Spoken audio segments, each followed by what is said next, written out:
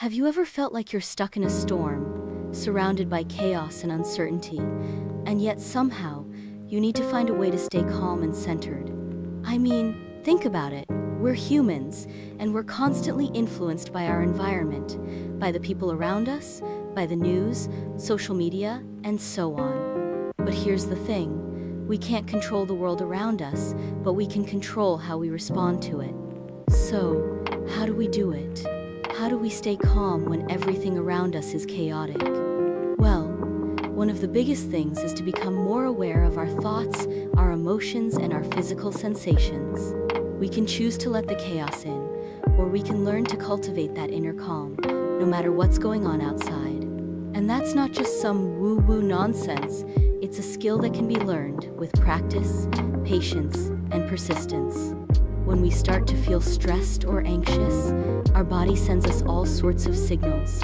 Our heart starts racing, our breath gets shorter, our muscles tense up. And it's in those moments that we need to take a step back and say, wait a minute, what's going on here? And then we need to take a few deep breaths and focus on the present moment. The next thing is to learn to let go of our need for control. I know, it's hard. We want to control everything. We want to fix everything. We want to make everything perfect. But the truth is, we can't control everything. And sometimes, we just need to let go and trust that everything will work out. And that's not always easy. But it's in those moments of surrender that we find our inner calm, that sense of peace that comes from knowing that everything will be okay. Cultivating inner peace is not just about avoiding stress or chaos. It's about learning to be okay with the unknown, with uncertainty, with change.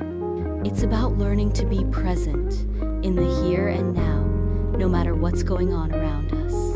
And that's not always easy, but it's worth it. Because when we learn to cultivate that inner calm, we become more resilient, more adaptable, and more at peace with ourselves and the world around us.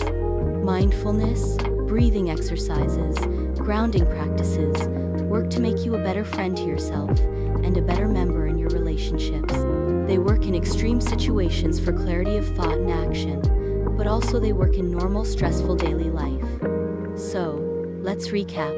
Finding calm within ourselves is essential for our mental well-being, our relationships, and our overall quality of life. It's not always easy, but it's worth it.